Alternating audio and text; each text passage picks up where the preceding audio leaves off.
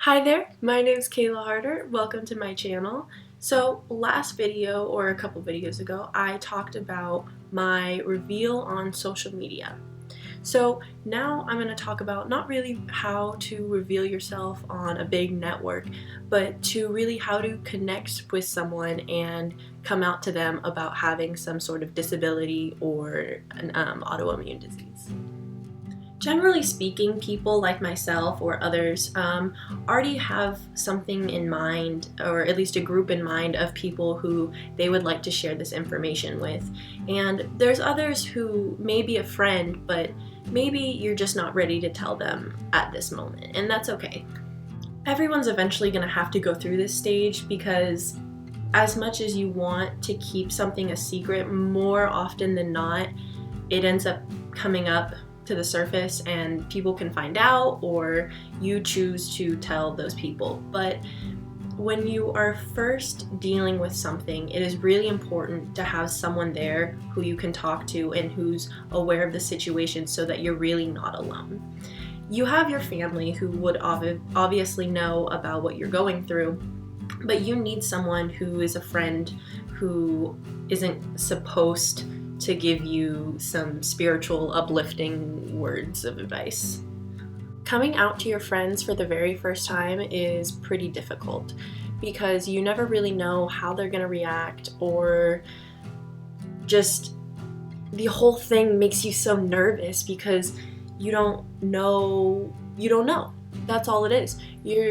People, like when I first started telling my friends about my hair, I was so nervous, and I didn't need to be nervous. There was no reason for me to be, but I was, because I was sharing this big secret that I had with someone, and I didn't know if they were going to accept me for it, or if they were gonna judge me secretly or to my face.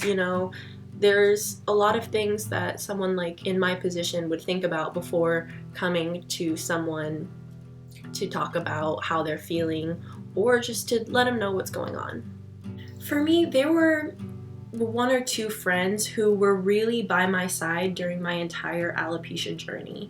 And so for them, it was pretty easy to tell them what was going on with me, and especially when I made my transition into wigs, revealing that information to them, because they had already gone all these different steps with me, and so just telling them I had a wig wouldn't be that big of a deal. So sometimes your friends already kind of know that something is an issue, but they don't quite know how much it's progressed. And so it can still be a shock to them, even if they know that you already have said disability or disorder. Because these are your friends, you trust them for a reason. And that should let you know automatically that these people are there for you and are going to support you through anything, no matter what. And although it's natural to feel a tad nervous when talking to them, you should know in your heart that they are not going to look at you differently. They're going to see something that's happened to their friend, but they're not going to think that they have a completely new friend. You stay who you are regardless of your problems, and your friends will see that. And I know that they're going to be so considerate of your feelings and like what you've been going through, because they cannot imagine the things that you deal with. And when you reveal that to them, they're going to be a little bit shocked, which is normal as well. But they might, stand back, get shocked for a second, but as they get time to adjust, it's going to become totally normal. And now my friends don't even realize that I don't have hair anymore. It's kind of a joke between us all. I think the most difficult thing about coming out to your friends is the initial way of bringing up the conversation. How do I just say, oh, hey, I don't have hair? You can either say, hey, there's something that I wanted to talk to you about. But that also kind of makes it super serious, so I personally wouldn't choose that route. Like I said in my other videos, I always make things joke-worthy, so I kind of played off. When I first introduced my alopecia to my friends, I think most of the time we were just talking about different problems that we were going through or something like that, or problems within ourselves. And everyone who knows me knows that I have a whole bunch of medical problems. So when I would bring it up, I would say like, oh yeah, like you don't even know, I wish I had a dime for every doctor's bracelet that I had, you know? So I'm saying, oh, I have all these medical problems. I have this, and I even have alopecia, which is something that makes me lose my hair. So it's a pretty smooth way to kind of just bring it up and kind of slip it in there. There's so many different ways that you can approach this, you know, but you know your friends and you know yourself, so it's all about comfort. You know, the most comfortable thing that you want to do is what you should do. Once you talk to someone about what you're going through, it seems so normal. And the more you talk about it, just the more usual it gets, you know. It stops becoming this thing that people think about and it's just there, you know. Like, and it's the same thing as changing your hairstyle. You know, some people might be shocked at first, some people have different opinions, but eventually everybody just gets used to it and no one cares anymore.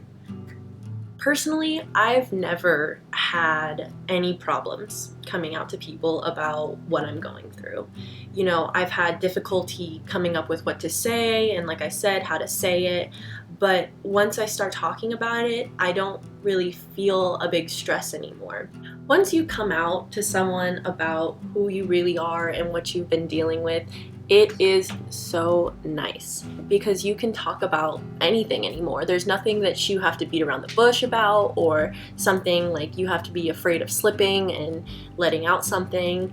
Everything is just all on the table, and it's not awkward, and it just makes things fun in a way because you can educate your friend on stuff that they don't know about or things that you have to deal with, and sometimes they can even help you. You know, I had this one friend I told about my hair loss, and she had suggested, it was in the stage when I still had a lot of hair, but I had, you know, maybe some spots that were showing.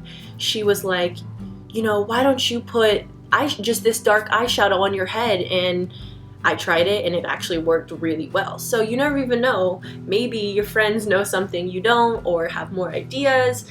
It's honestly just advantageous for both of you because now it's all out in the open and you can just be yourself and be free and have no worries at all. I once went on this vacation with my friend Taylor. I had just recently told her about having the wigs, and so I knew it was going to be a lot easier on the trip because I didn't need to hide it from her. Or, you know, there were still other people who were there who I chose to keep it from, but it was nice knowing that I had someone on the trip who could sympathize with me or just joke around, you know. So one time this is one of my favorite memories, we were in bed downstairs and it was the morning, and because I didn't really want a lot of the other people to know who were on the trip, I actually slept in the wig. So I slept in the wig and we were laying down, and I remember just getting up and just looking at her and just throwing it off, just like, oh, finally, you know. So we call that my Hannah Montana moment right there because one moment I had hair and she looked back and it was gone, you know. So it's a pretty big joke, and there's so many different things that you can say with your friends, and they will honestly back you up no matter what. And it's such a great feeling, you know, because it really is important to have those relationships and to be able to be free and to be yourself, you know, because there's so much unnecessary stress when it comes to autoimmune disorders or really any disability or problem that don't necessarily need to be there. I feel like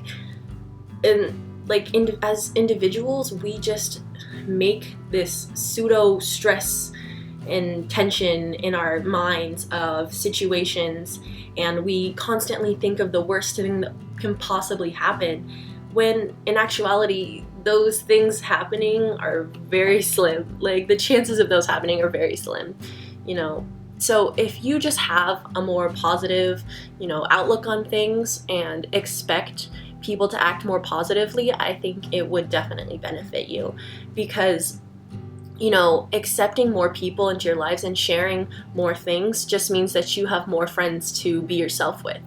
And that's awesome.